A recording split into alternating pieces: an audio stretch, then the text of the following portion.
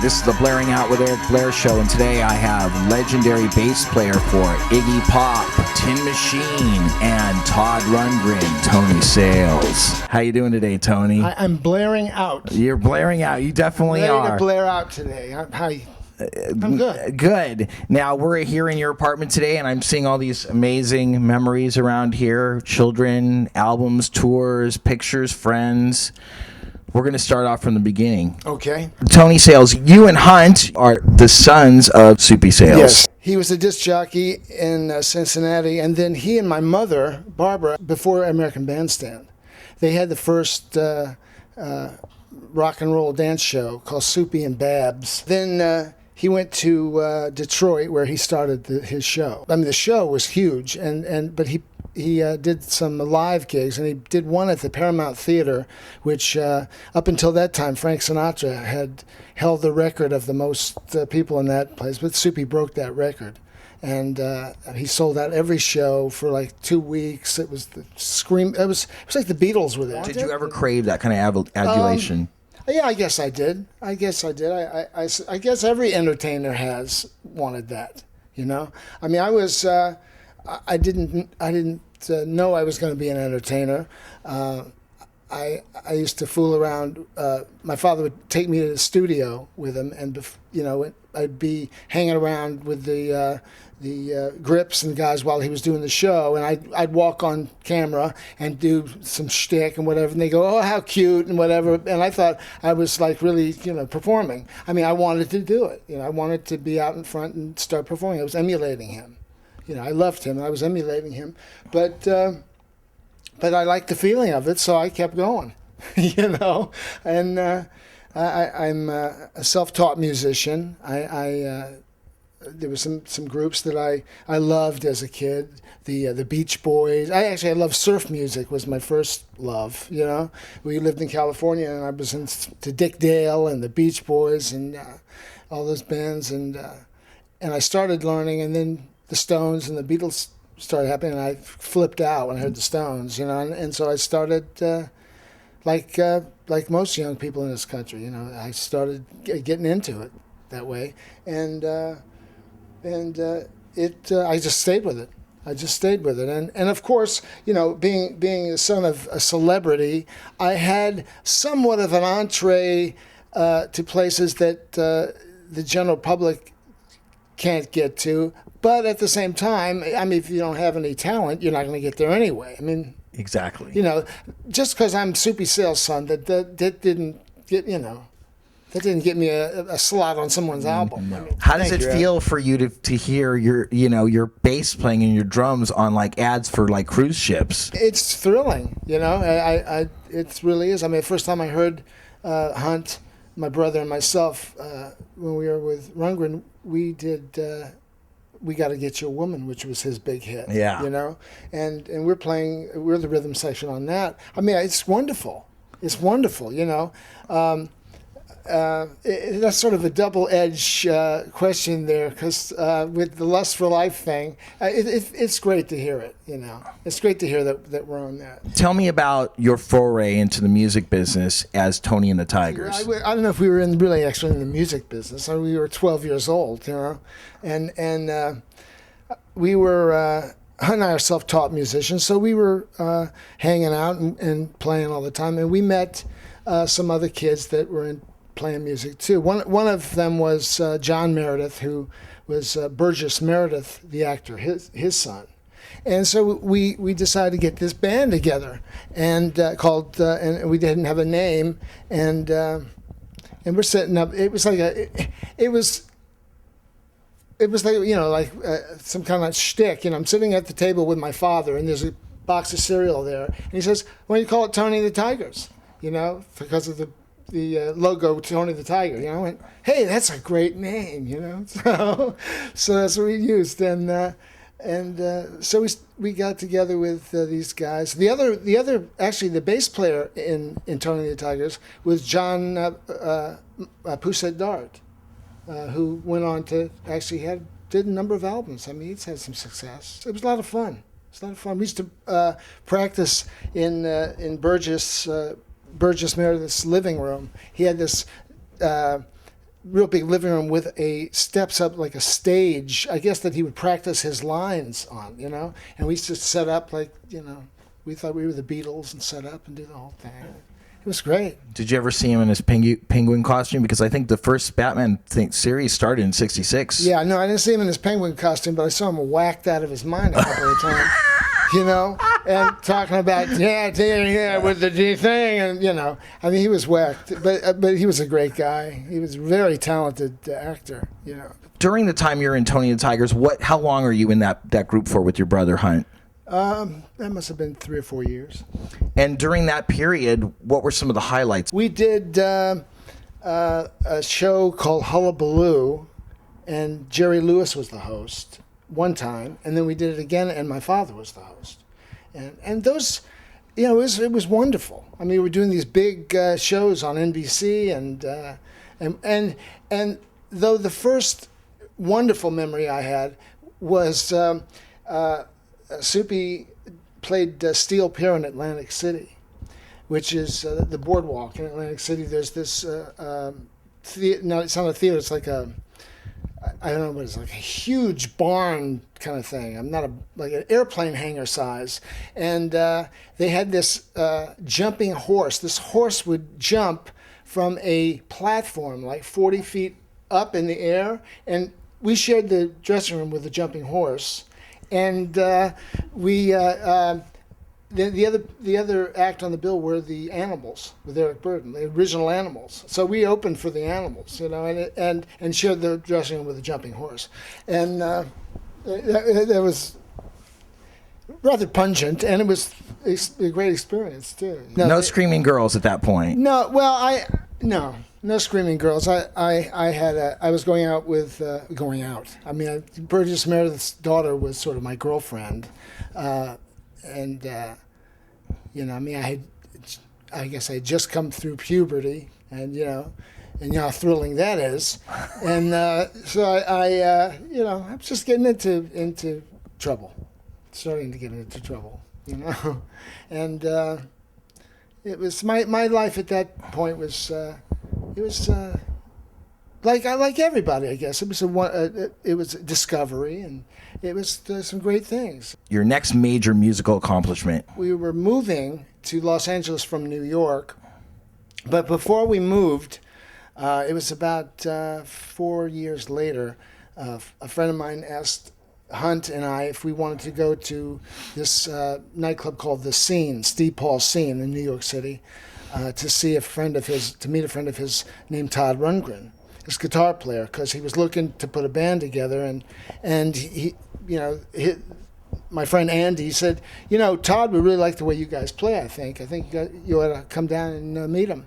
So we went down to meet Todd, and we got up on, they had like a foot-high stage at this club.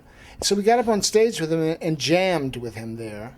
And it was great. We had a great time. It sounded wonderful. But the thing that was amazing about it was the audience was a few of the guys from Led Zeppelin, Jimi Hendrix was there, Van Morrison was there. I mean, it was like, I couldn't believe it.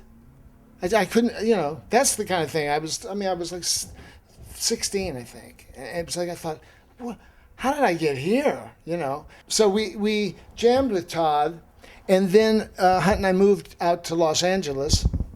And about 2 weeks after we moved out here, we got a call from Todd. He said, "Listen, I'm coming out there to do my first solo album. Do you guys want to do it?" And we said, "Yeah, let's go. Let's do it." So he came out, and we started recording with him at a studio at the time. It was called ID Sound. ID stand for Ivan David, this guy that owned the studio. It was on La Brea, and I guess we went in. There was an old studio with tile floors and old machines, and the whole thing was really, it wasn't modernized at all. And that's where we cut the Run album. The engineer on the sessions was Jim Lowe, who was the lead singer from the Electric Prunes. You know? Yeah. I had too much to dream last night, right? He was the engineer. He's a great engineer. That was quite an experience. That's where I first met Pamela DeBar. I met the GTOs. They came to that session because Todd was going out with Miss Christine, one of the GTOs, and all of the GTOs, girls together outrageously. It was a Frank Zappa put together thing.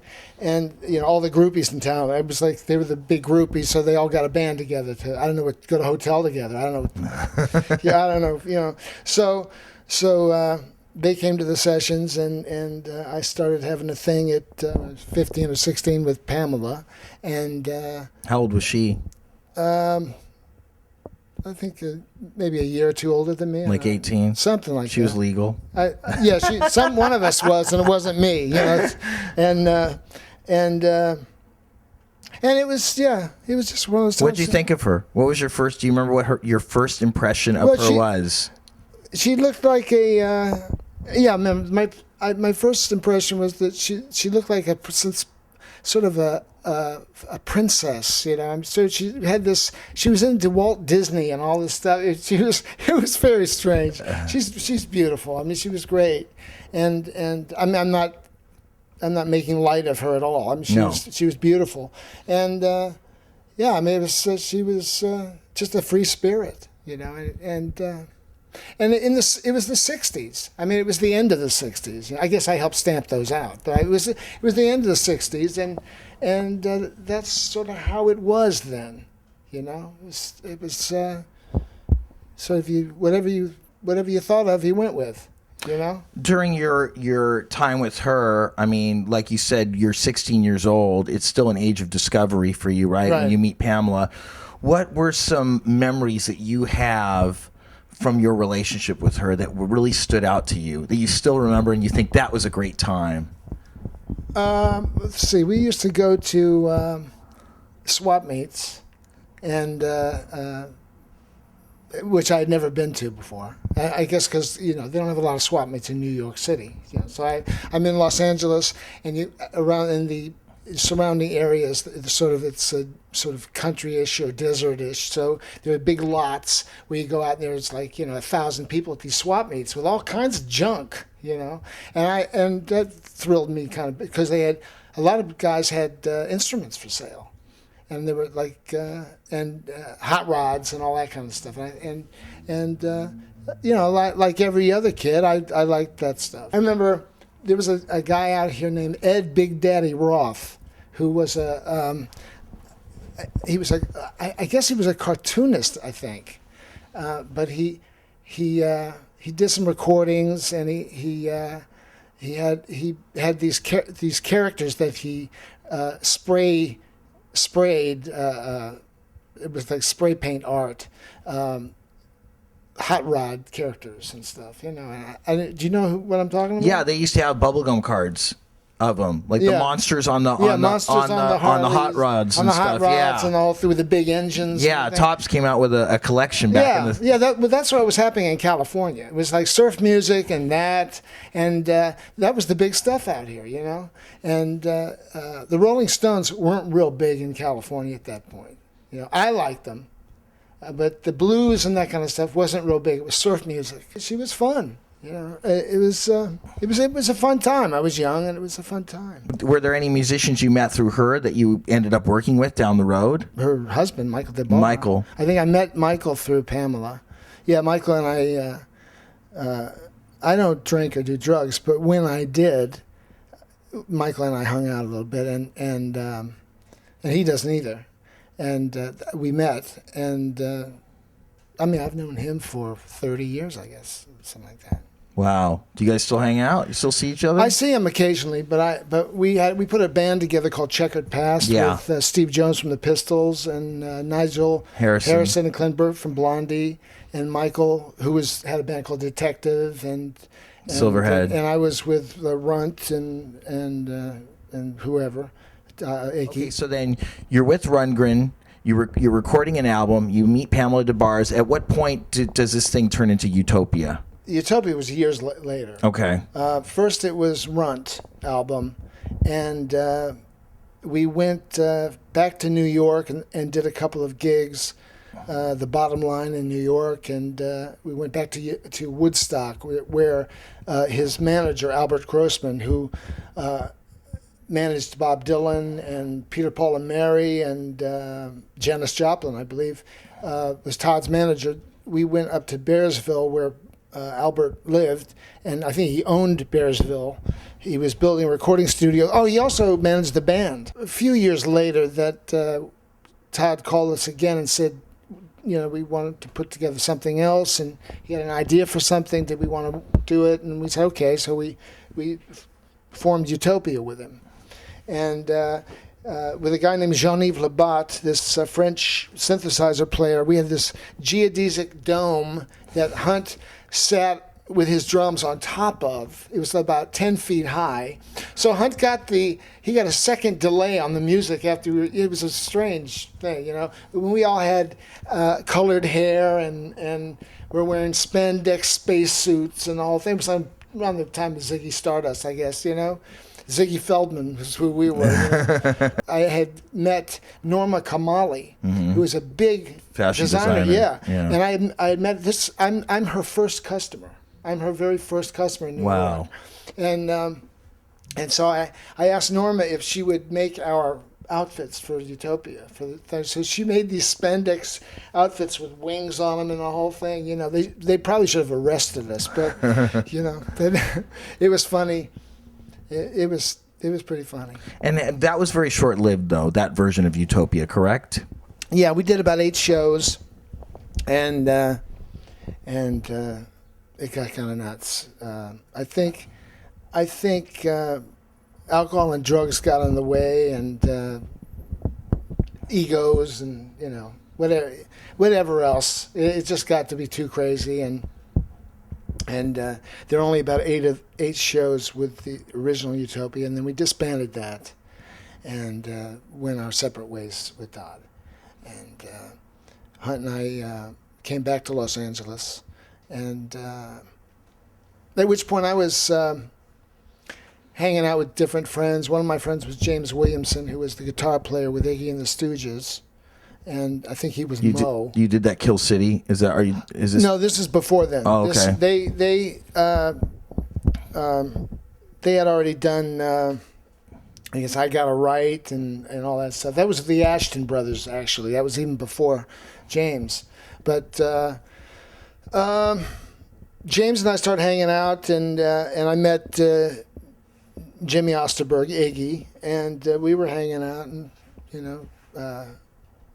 getting high and running around and clubbing it, and and playing music. Danny Sugarman gets Iggy Pop living with Ray Manzarek, essentially. Yeah. And then you guys are called in with Nigel Harrison to put together a kind of a super group with Ray on keyboards and Iggy on vocals. Well, that may have been the case, the idea. But what it was that Ray Manzarek had recorded an album called "It's Only Rock and Roll Is Out of Control." Okay. And Hunt was playing drums, and they needed a guitar player. So Ray asked me if I wanted to play guitar, because I'm a guitarist as well. And so I started working with Ray Manzarek and Hunt on drums, and Nigel Harrison was playing bass. And we opened for Grand Funk Railroad and a number of people. It was interesting. We did some real big shows and some club dates and stuff. So what was the Iggy? Because I know that there were practices. And Iggy was around, and yeah, there was talk like we were going to do a thing. So hey, it's like a Jim Morrison thing and whatever, and that didn't happen. But you did have practices at his house. We did have practices at Danny Sugarman's house on Wonderland Avenue.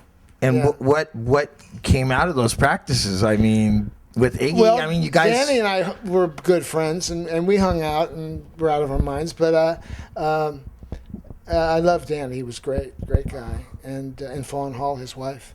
I guess there wasn't a lot of music that came out of those things, those meetings, other than Ray and Hunt and I going on the road together. how many practices would you say you had during with that supergroup with Iggy on vocals and stuff, or was it just chaos?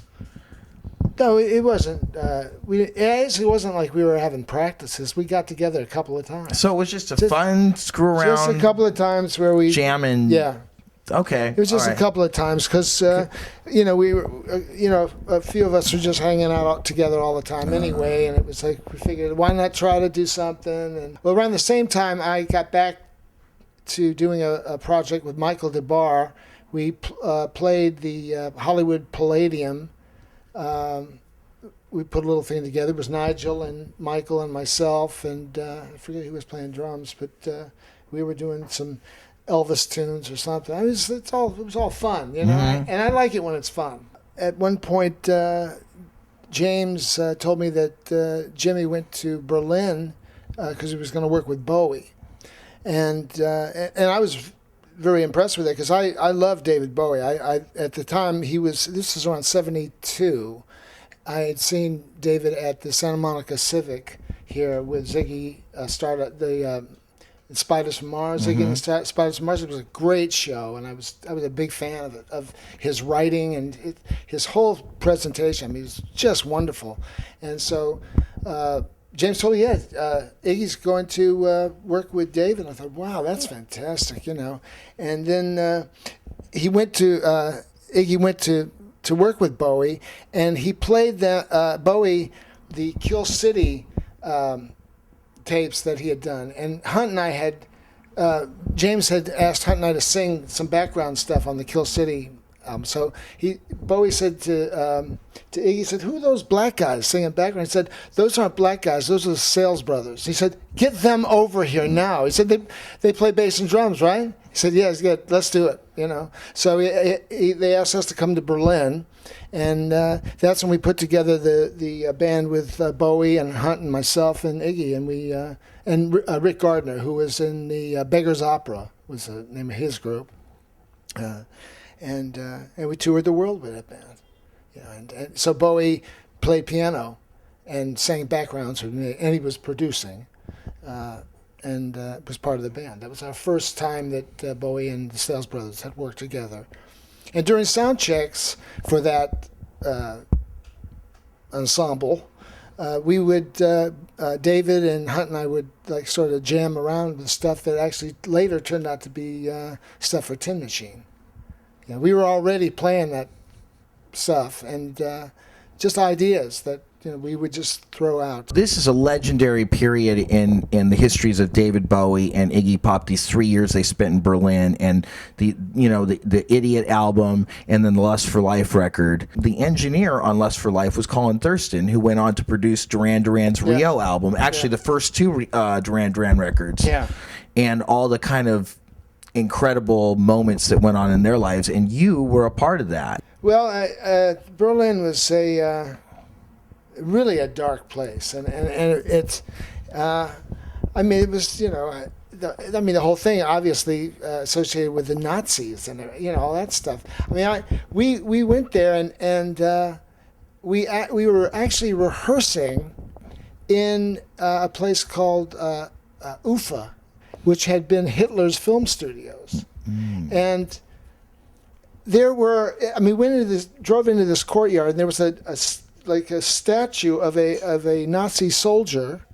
I mean, you wouldn't think it was still there, but it was like still there, and, you know, with the helmet and the whole thing, and it was all run down and everything. But we were rehearsing at this place, and David and I found some file cabinets that still had papers from the 30s in them, and it was really a strange vibe. And so we rehearsed there, which was, you know, made an impression on me.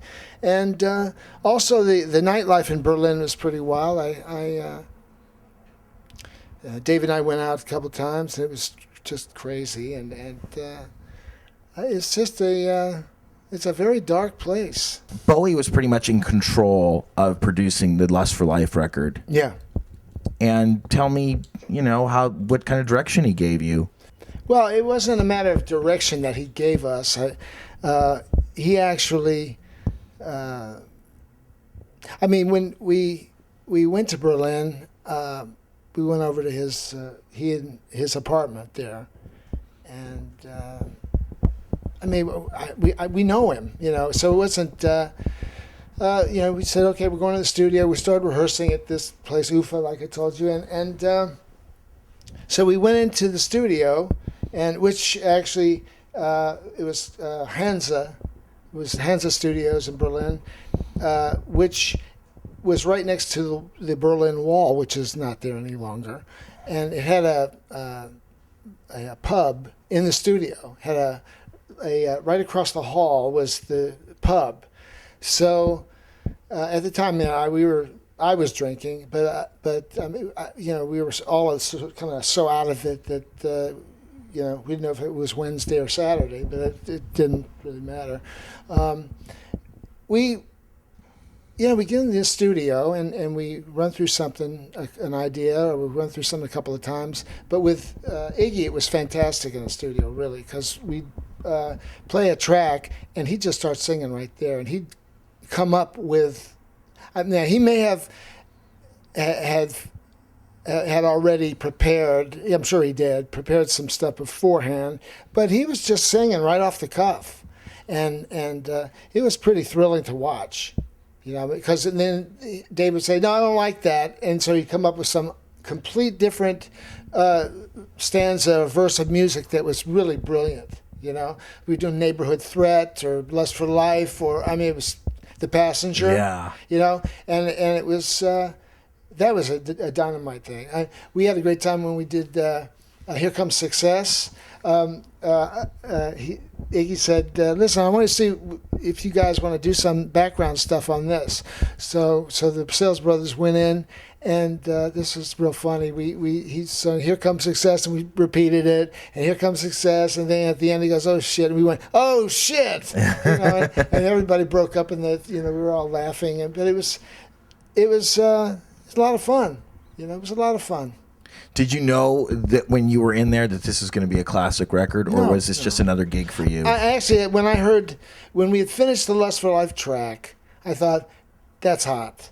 This is really hot. And you know, I mean, David thought so too. We looked at each other and went, whoa, you know. I mean, Hunt's drums are slamming. Yeah. It's amazing. That's incredible. He's an amazing drummer. How did the punk scene affect you? Because, I mean, there was a movement here in the 70s of punk in L.A. I mean, it ruled L.A. pretty much. Tell me about punk rock. And the punk thing, first of all, what I saw, punk was an English... Iggy Pop isn't punk, you know? I mean, punk is a class... based on a class structure and a social structure in England. I mean, in England, either you have a lot of money or you're nothing, is what it comes down to. And I think a lot of the kids there had just had enough of that. And that was the rebellion about that. I mean, it was all that nihilism was about that. You know, they said, forget it, man, and you know, screw the Queen and the whole thing. It was a primarily an English thing, you know, and I mean, we played the Rainbow Theatre in London with Iggy and David. We played the Rainbow Theatre in London. They tore out 17 rows of seats when we played, but we went back to the hotel, and Sid Vicious was there, and Steve Jones, and they were all hanging out in the hallway of the hotel, in the hotel room. I didn't know who they were, you know. And then people, they're saying, hey, those are the Sex Pistols, mate, you know. Went, well, good, but why are they hanging around outside of, what are they doing, you know? Well, like, you know, they're punks, right? Okay, I'm impressed, but what are they doing, you know? I mean, you know, and I, you know, I know that their whole movement and the whole trip, but I don't think what was happening over here was emulation. It wasn't about, the punk thing was really a real class structure over there. It was about them not making any money. It was about them not being able to get ahead. And like everything in America, it was about you know, the generic side of that. A lot of books I read where you guys are mentioned, Hunt and Tony Sales. Right. It's always that seems like there's this radical persona that you guys carried around with you where you were on 10. I was doing too much substance, and drinking too much, and too impressed with my own stuff. At what point did you feel like it was getting out of hand? As far as After the first night I had ever had a drink, I think I don't know if I felt it was getting out of hand. That was the problem. I was in complete denial about that. And I guess you might think I would have gotten an idea when they found me dead in my car with a stick shift through my chest in 1979. I had done a 3-day run with a 12-piece band that I had put together with my brother Hunt. We had always wanted to do this, called the Sales Brothers. We had gotten off the road with Iggy and Bowie, and we wanted to do something that actually turned out to be the Sales Brothers CD. It's the songs on the Sales Brothers CD that you can get on Perseverance Records. These guys were at the time the Blu-ray Orchestra. They're now Tower Power, and Rick Parnell on drums, who was in Spinal Tap, Brian Ray on guitar, who was now with McCartney, and Hunt and I. And so we did 3 nights at a club called the Starwood in Los Angeles. And at the end of the 3 nights, Brian and I went back to my apartment and started drinking and doing whatever. And I decided to go out and get in the car and drive. And the next thing was they found me dead in my car. And, well, I wasn't dead. I was in a coma. And I was in the hospital for a couple of months at Cedars-Sinai out here. I was in a coma for a little while. Some people say I never came out, but I was in a coma for a little bit, and yeah, it was a horrible thing. Tell me how Checkered Past came about. Checkered Past was formed with Michael DeBar and Nigel Harrison and Clem Burke and Steve Jones and myself. We were all friends, but Michael DeBar said that he started writing some songs with Steve Jones, and then they said, "Listen, do you want to get involved in this?" I said, "Yeah, let's start something. Let's get something going, And so we went into the studio. We were with EMI Records at the time. We started rehearsing, went in the studio, cut the Checkered Past album. We cut How Much Is Too Much. That was the single. At the time, MTV had just started, I think, and we had a video on MTV, which How Much Is Too Much, and it was a good band. We toured up and down the California coast. What were some of the highlights of that for you? I had worked with Steve Jones before. I liked Steve. I got to work with him, and he's a real character. I kept drinking and doing drugs for another 5 years until it completely kicked my head in and stopped. It was a miracle that I stopped. And I haven't had a drink in 25 years, or anything. I don't take drugs. After you got sober, then and you were healed, you recovered, then you run into Bowie at a party. Yeah. Well, yeah, yes, it was. Yeah, actually, he was doing the Glass Spider tour. I think it was the rap party for that tour. And someone said to me, David's having a rap party over at this thing. I'm not going to go over there. It's going to be crazy. It'll be, I'm going to go home and go to bed. So I left where I was. I was driving home, and I thought, no, go over and say hi to him. So I went over, and I walk into this place, and David's sitting there, and he looks up and says, "Tony, I was just thinking about you. Listen, I want to talk to you," and whatever. So we left this place, and we went out. We went back to his room or back somewhere, and we started talking about let's put a band together. So he said, "I got this guitar player named Reeves that I want to introduce you and Hunt to, and let's go to Switzerland." And I said, "Okay, let's go." I said first, should I call the drummer? He said, "Yeah, let's call the drummer up." And so we called Hunt up, and a week later we were in Switzerland writing and recording the first Tin Machine album. Now, I heard that you and Hunt were very instrumental, no pun intended, in pushing the sound of Tin Machine to what it was on the album. Well, we're the rhythm section. I mean, and we were the guys with the best material. So, jokes-wise. So, David and Hunt and I get together. We get along really well. I mean, he loves hanging out with us because we don't take everything too serious and take all the fun out of it. That's how Tin Machine was. We were like a bunch of buddies hanging out, really, and we were playing the music that we wanted to hear. And if no one wanted to hear it, okay, but we knew that people would want to hear it. But it was stuff that we liked. Sort of sounded like bands that we liked, like Cream and the Yardbirds and Muddy Waters, and I mean whoever. It was all of our collective musical backgrounds. That's what Tin Machine, or any band is for that matter, but that's what Tin Machine was. We put out, I guess 3 albums with Tin Machine, 2 studio albums and 1 live album. And actually, the funny, we were in Ireland rehearsing and doing our video.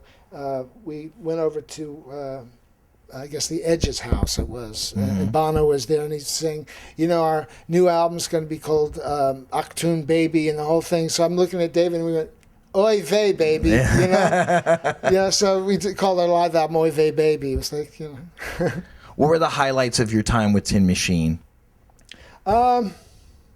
Well, there were a lot of them, actually. We the first album we recorded in New York, the Bahamas, and Los Angeles, so we went over to the Bahamas. It was gorgeous, But when you go, we're over there. We get to the hotel, and that night there are like guys yelling in the hallway, and I go down and I say, "What's with the guys?"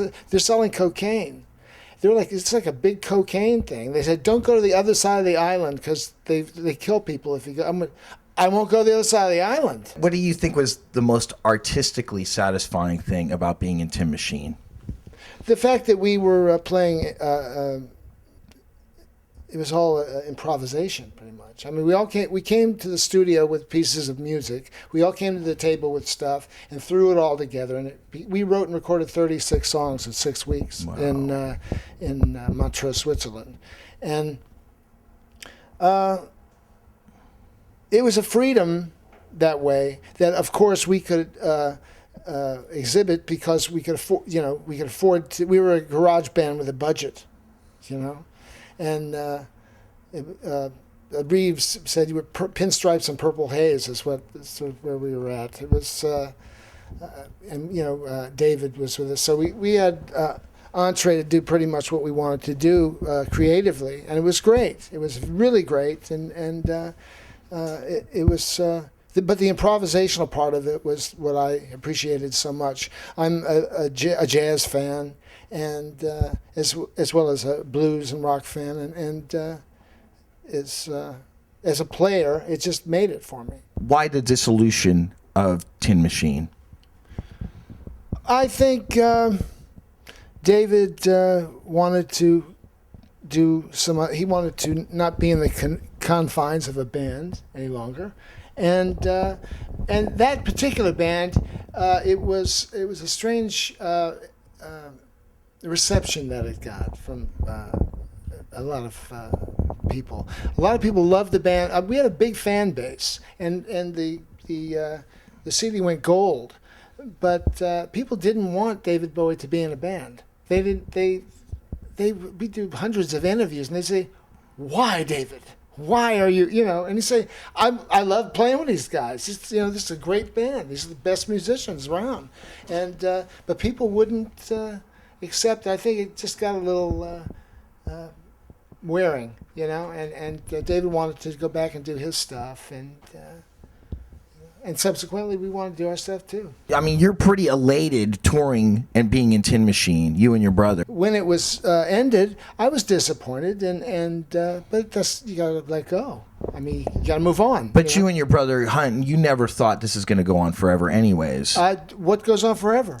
Nothing. Yeah, okay, They say all good things must come to an end. Do you believe that's true? I have a feeling it is. Really? Yeah. I hate that. I hate that, I man. have a feeling that might be true. I think George Harrison said it. What is your next plan of attack in the music business? You know, I had all these songs that Hunt and I had written and recorded, years ago, that I wanted to do something with. You know, that really have meant a lot to me. And I started going through my files and stuff, and I thought, wow, this stuff is great. I want to put this out. And but nothing was happening, and then all of a sudden we were approached by this. We worked with this engineer, Chaz Ferry, is his name. He did some stuff with Tin Machine too. He's worked with everybody, and he said to me that he had a friend that had his own label, Perseverance Records, and did would we like to put something out? And I said, absolutely, man. So we met Rob, is his name, and he said, I heard your material, and it's the best blues album I've ever heard. I want to do something. I said, let's do it. So subsequently we put out the Sales Brothers, and we thought, well, what should we call this one? And he, I think it was Chaz, said, well, you guys are Hired Guns, and we thought, there it is. So it's the Sales Brothers Hired Guns. What is the most satisfying about you finally getting to release this? The fact that I recorded this in the basement of my house in one of the canyons here in Los Angeles, and that it was a labor of love that I did this. Yeah, I mean, these were songs that it's just Hunt and myself. I'm playing all the guitars and bass, and Hunt's playing drums, and we're doing all the vocals, and it's just the brothers together. It means quite a lot to both of us. It's our ode to Stax Volt and Sam and Dave and all that era of people that we love so much. Wilson Pickett, Otis Redding, Carla Thomas, all them. Marvin Gaye. Any of the best parties you go to, those are the songs you're going to be hearing. Yeah. So it wasn't. We just grew up listening to that stuff, and those are the kinds of sounds that we emulate. And that's also the kind of stuff that we brought to Tin Machine and to Rundgren. We brought that R&B edged bass and drums, that rhythm section that Hunt and I are. We've got that kind of thing going. That's our thing. It's a blues-based rhythm section, and I think that's why it's worked for us. Now let people know, where can they get the Sales Brothers Hired Guns CD? At Amazon.com, PerseveranceRecords.com. Hired Guns is on iTunes now. They can get it there. TheSalesBrothers.com, which is our website, and to join our newsletter, you can get things that special treats that other people won't get, and so please join us. Okay, what do you remember about Rodney's English disco? Well, Rodney, who I've known for years and years, I remember Rodney with a bunch of young girls, but I remember Rodney with even with Jimi Hendrix. I like him. He's a sweet guy. He's just a nice human being. He's just a really nice guy. I like him a lot, and I don't remember a whole bunch about that, but just that he's always been there. He's been way ahead of his time. I mean, he introduced Bowie here. That's a nice mark to have. What would you say your most outrageous moments as a rock star were? We did this show. There was this thing called the World. It was the World Rock Awards, or the American Rock Awards. I forget what it was called. It was something they were trying to get off the ground. Tin Machine. We did the show with Eric Clapton and Keith Richards and who else? I forget who else was on it. But one of the moments that was a highlight for me was I was backstage at the Armory in New York, and I was standing with David Bowie, and he said, "Hey, Keith," and it was Keith Richards was up the hallway, and he came up and said, "This is Tony Sales," and I met Keith Richards, who has been really a big favorite of mine forever, and but what was outrageous about that, his skin was gray. It was really weird, it's like, it freaked me out, but I mean, but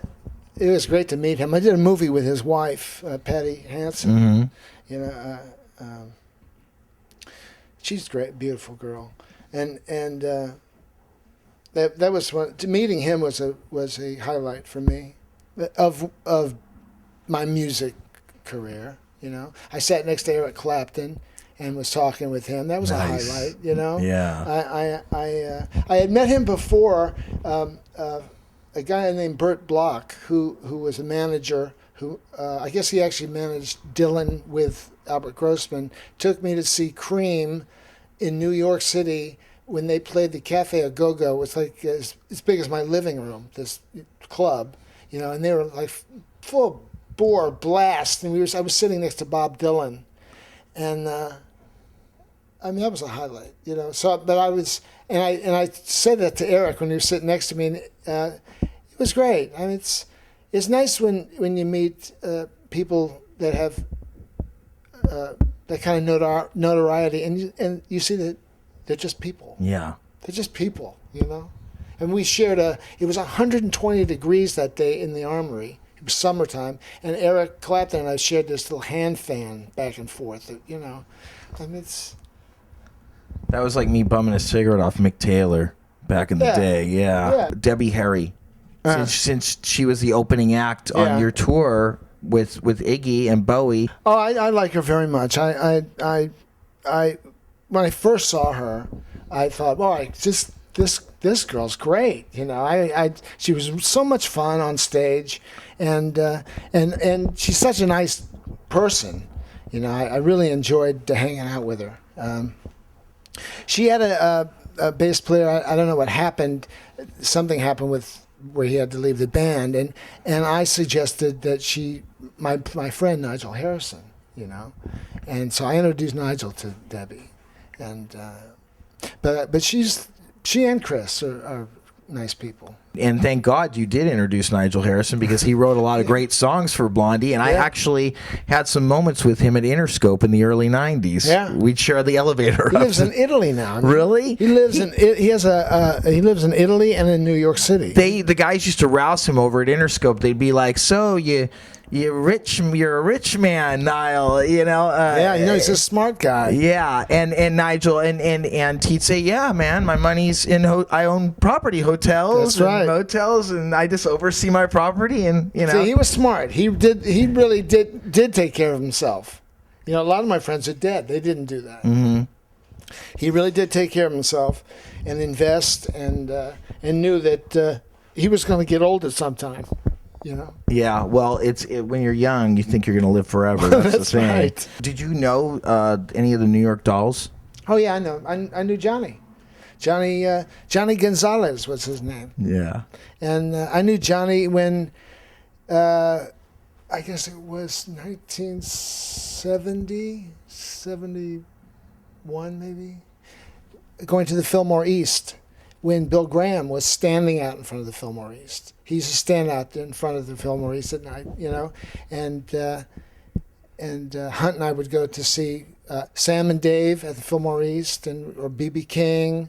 I mean, Fillmore East was fantastic, and I have a clear memory of one night Johnny walking by with his girlfriend before the New York Dolls. I knew him way before then, you know. And I saw him about a week before he died. I was in Switzerland at a festival. I went to see Lemmy, Nice. his band playing, and at this festival, and I look over and there's Johnny Thunders, as he became, and he weighed about 80 pounds. Wow. And I thought, my God. I mean, you know, I thought I can't. He was sort of just in a trance walking by, and I thought, Jesus, you know, there's another one. How do you think the music business differs today than it did when you were coming up? I think it's over. You know, number one, I don't think there is one.